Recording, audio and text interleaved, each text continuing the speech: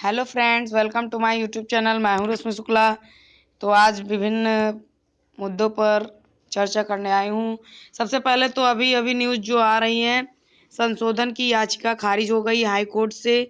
जो आपका पूर्णांक प्राप्तांक की याचिका संशोधन की फॉर्म भरने के लिए थी कि ये गलत हो गया है, उसके संशोधन की मांग हो रही थी, उसकी याचिका खारिज हो गई है। आपकी दिखाना चाहते हैं कोर्ट का, इलाहाबाद हाई कोर्ट से उसको खारिज कर दिया गया है।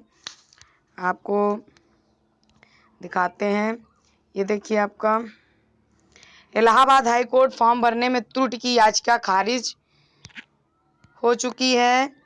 त्रुटि की याचिका खारिज, प्राप्तांक गलत भरना, माननीय त्रुटि नहीं।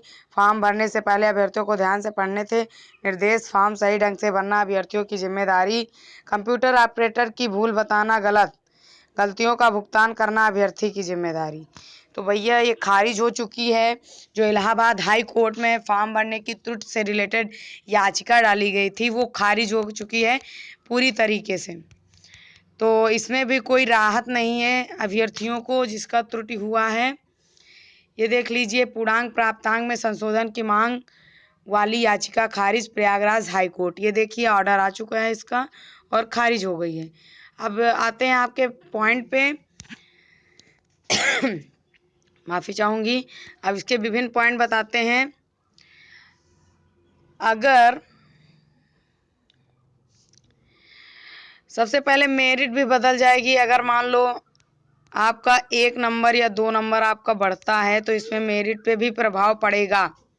मेरिट पर भी प्रभाव पड़ेगा इस पे मेरिट पर भी प्रभाव पड़ेगा 1 या 2 नंबर बढ़ने से।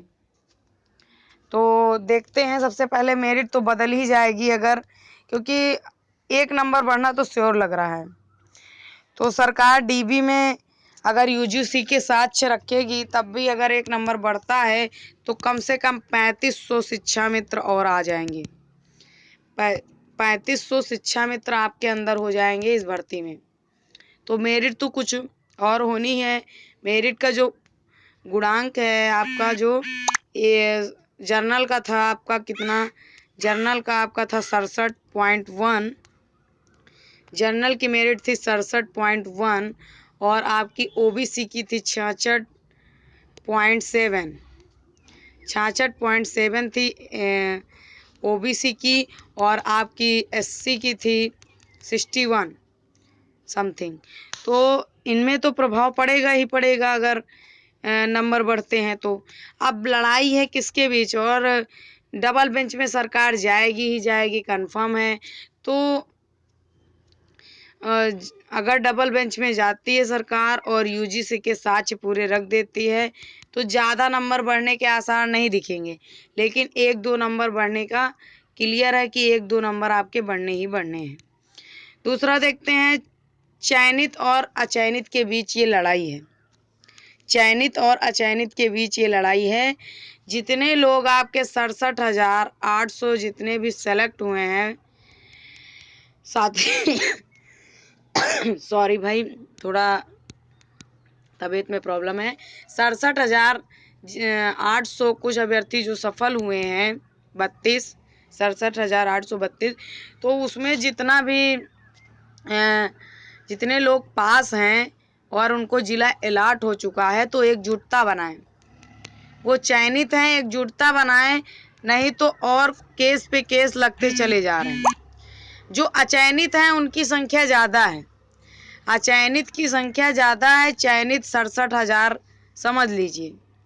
तो आपका पलड़ा वैसे भी कम है, तो आप लोग एकजुट रहें। ना तो बीएड विरोधी बनिए, ना बीटीसी विरोधी बनिए। सिर्फ आपको सीट बचानी है, आपको नियुक्त पत्र लेना है, आपको नौकरी लेना है, ये सोचिए। अगर एक दूसरे की कमियां देखते रह जाएंगे तो कुछ नहीं कर पाएंगे। सिर्फ आपको नियुक्त से मतलब है, आपको एक सीट जगह आपको बनानी है। तो चयनित लोग चयनित का साथ दें, अचयनित जो हैं अगर आंसर की मुद्दा है तो उस पर हम अपना करते रहें केस। जो याचिका पड़ी है उसमें जो होगा आगे रणनीति 12 जुलाई के बाद क्लियर होगी। अगर चयनित वाले सिर्फ अपनी भर्ती बचाने के लिए डीबी में वकील खड़ा करते हैं तो ये मान के चलिए आपका 4 या 5 दिन में स्टे हटाया भी जा सकता है। स्टे आपका हटाया भी जा सकता है, चयनित वाले एकजुट रहेंगे 67,000 तब। तो आपका 4 दिन में या 5 दिन में स्टे आराम से हट जाएगा, कोई प्रॉब्लम नहीं होगी। लेकिन आप विभिन्न मुद्दों में और उलझेंगे तो उतना ही लंबा जाएगा, यानी भर्ती आपकी बढ़ती चली जाएगी। 6 महीने, 4 महीने, जैसा भी होगा आपका बढ़ता चले जाएगा, आप मानसिक प्रताड़ना झेलते जाएंगे। अचयनित का क्या है, वो तो कोर्ट के हर मुद्दे पे लेके आ जाएंगे, कोर्ट केस पे केस, केस पे केस, हर मुद्दे पे ले आएंगे कि ना हमको मिली ना हम दूसरे को मिलने देंगे।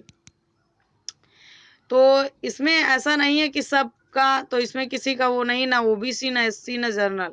लेकिन भाई 1-2 नंबर का जो सही है आंसर की, उस पर विवाद है, तो वो बात जायज़ है, वो बात जायज़ है।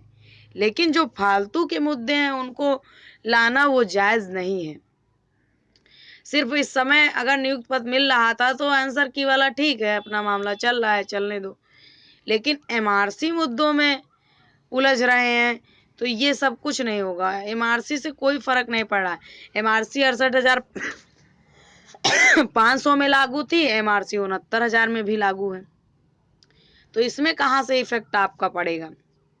जितना एमआरसी लागू होते हुए तो ही तो इतनी मेरिट गई थी, तो आपका कोई उतना प्रॉब्लम नहीं होगा। जिसका बहुत ही कम है उसको थोड़ा चिंता की बात है, और ज़्यादा नहीं है। एमआरसी मुद्दे पे आप पैसा वैसा फालतू में कलेक्शन ये सब बंद करिए। तो और दूसरी बात, आप सिर्फ जो चयनित हैं वो चयनित के साथ रहें और उनकी मदद करें डीबी में जाने के लिए, यानी डबल बेंच में, ताकि मामला जल्द से जल्द निस्तारण हो सके और आपको जल्द से जल्द नियुक्त पत्र मिल सके। और आपने देख ही लिया है हाई कोर्ट का मामला, संशोधन का जो था, पूर्णांक प्राप्तांक को लेके जो त्रुटियां थी उसको खारिज कर दिया गया याचिका को, और वो अभ्यर्थियों की गलती ही बताया गया है। दूसरा देखते हैं, डीबी में आप यूजीसी के साथ अगर रखेंगे पीएनपी तो 1-2 नंबर बढ़ने के चांसेस हैं आपके, और प्लस जो ज़्यादा नंबर लोग कह रहे हैं 5-6, तो वो तो बढ़ने चाहिए थे, लेकिन इतना ज़्यादा नहीं बढ़ेगा। अगर 1 नंबर बढ़ता है तो 3500 शिक्षा मित्र अंदर आएंगे, उनकी सीट पक्की है। अगर 2 नंबर बढ़ता है तो मान के चलिए 5,000 शिक्षा मित्र आ जाएगा अंदर। तो इफेक्ट ज़्यादा इसमें नहीं पड़ने वाला है, सिर्फ इसमें फ़ायदा शिक्षा मित्र को होगा, ना तो ओबीसी, जर्नल, ये सब कैटेगरी वाइज का कोई फ़ायदा नहीं। अगर शिक्षा मित्र हैं आप तो आपका फ़ायदा होगा। और रही बात दूसरों की, तो सबके बढ़ेंगे, तो भाई जिसकी कम मेरिट थी उसका भी बढ़ेगा, जिसकी ज़्यादा थी उसके भी बढ़ेंगे, तो आपके नंबर तो सबके ही बढ़ेंगे, तो मेरिट में भी प्रभाव पड़ेगा। नंबर बढ़ेंगे तो मेरिट में भी प्रभाव पड़ेगा। जो गुणांक आपका 67 पॉइंट में लिया गया था वो गुणांक आपका 68 पॉइंट में या 69 ले सकते हैं जर्नल में। जो ओबीसी आपका 66 पॉइंट में लिया गया था वो ओबीसी 67 ले सकते हैं, 68 ले सकते हैं। जो आपका एससी 61 लिया गया था वो 62-63 एससी जा सकता है। तो इतना तो प्रभाव एक गुणांक या एक मेरिट का पड़ेगा ही पड़ेगा। तो अन्य मुद्दों में न उलझा जाए ताकि ये भर्ती जल्दी से जल्दी पूर्ण हो और सबको जो चयनित है उनको नियुक्त पत्र मिल सके। और जो आपका रह गया किसी का ज़्यादा प्रॉब्लम है तो आंसर की वाला जायज़ है, उसमें जो चल रहा है चलने दीजिए, जैसा होगा देखा जाएगा। 1-2 नंबर से किसी का भला होता है तो अच्छी बात है। और अगर जैसे आपका मान लो कोई ज़्यादा प्रॉफिट नहीं हो रहा है तो क्यों आप विभिन्न मुद्दों पे जा रहे हैं, विभिन्न मुद्दों पर क्यों आप फोकस कर रहे हैं, जब आपका प्रॉफिट होने वाला नहीं बल्कि भर्ती और लंबी खिंचेगी। 1 साल के लिए क्या फिर ले जाना चाहते हैं भर्ती को? तो इसमें किसका फ़ायदा?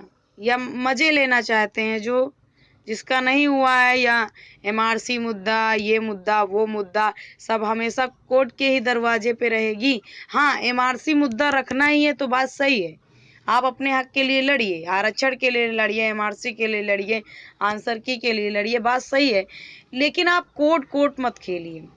आप जाइए एससीईआरटी जाइए, अपने बात विचारों अधिकारी, आला अधिकारियों को रखिए, एमआरसी के बारे में रखिए, तो यहाँ से मामला जल्दी निस्तारित हो सकता है। कोर्ट में जाएंगे तो 6-7 महीने एमआरसी का ही केस चलेगा। तो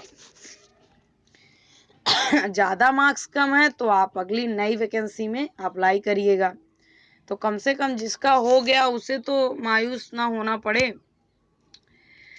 तो मेरी बातें तो आपको कड़वी लग रही होंगी, उसके लिए क्षमा प्रार्थनी हूँ, ताकि आपको कोई, मैं जितना बताऊंगी आपको सॉलिड बिल्कुल ऑथेंटिक बताती हूँ।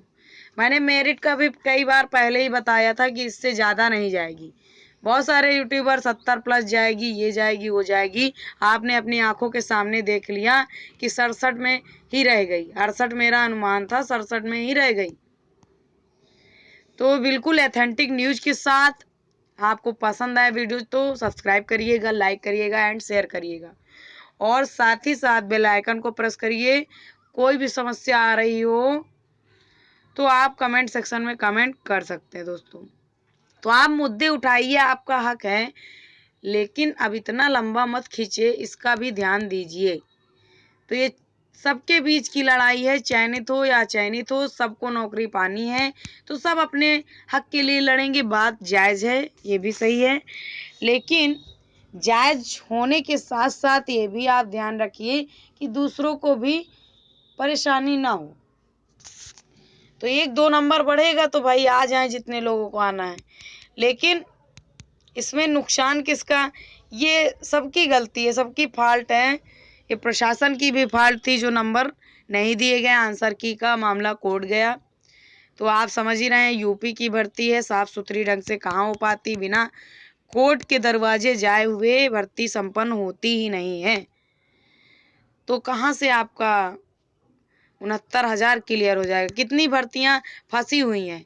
मैं सोचती हूँ ये 72,800 वाले की जैसा ना हो जाए 69,000। तो इसलिए आप सतर्क रहें, सचेत रहें। पैसा उसे दीजिए जो आपके हक की लड़ाई लड़ रहा हो, लेकिन फालतू के मुद्दे पर पैसा मत दीजिए। अगर कोई ऐसे बात बन जा रही है अधिकारियों के संपर्क में, तो पहले उसको करिए ट्राई, उसके बाद वो ना सुना जाए तब कोर्ट ले जाइए। और जो आपका ज़्यादा खास है मैटर, उस पर आप फोकस करिए। डबल बेंच के लिए, उसके लिए प्रिपेयर हो जाइए, अभी से सहयोग करिए, ताकि डबल बेंच में बाहर से वकील आपका खड़ा हो सके। अगर गवर्नमेंट अपील करेगी वहाँ से, तो पूरी सहमत के साथ ही वकील का पैनल खड़ा किया जा सके। यूजीसी के साक्ष्य और सब अन्य साक्ष्यों के साथ काउंटर लगाया जाएगा, ताकि फायदा हो सके जिसके 1-2 नंबर से रुक रहा है, और ज़्यादा किसी का नुकसान भी ना हो। तो गुणांक में परिवर्तन होगा, यानी 1 या 2 गुणांक का बढ़ना तय है मेरिट का। तो जिसका लिस्ट में कम से कम नाम है, वो चयनित हो चुका है, उसे डिस्ट्रिक्ट अलॉट हो गया है, वो सपोर्ट करें, वो डीबी में सपोर्ट करें एक दूसरे का। और जो बीएड बीटीसी विरोधी कर रहे हैं, वो भी एक दूसरे से संगठित होकर रहें, किसी से लड़ाई झगड़े की बात ना रहे। तो सभी लोग एक संगठित पैनल में रहें। और इसमें कुछ खास नहीं है मुद्दे। मिलते हैं आपको नेक्स्ट वीडियो में। Thank you guys, take care, bye bye.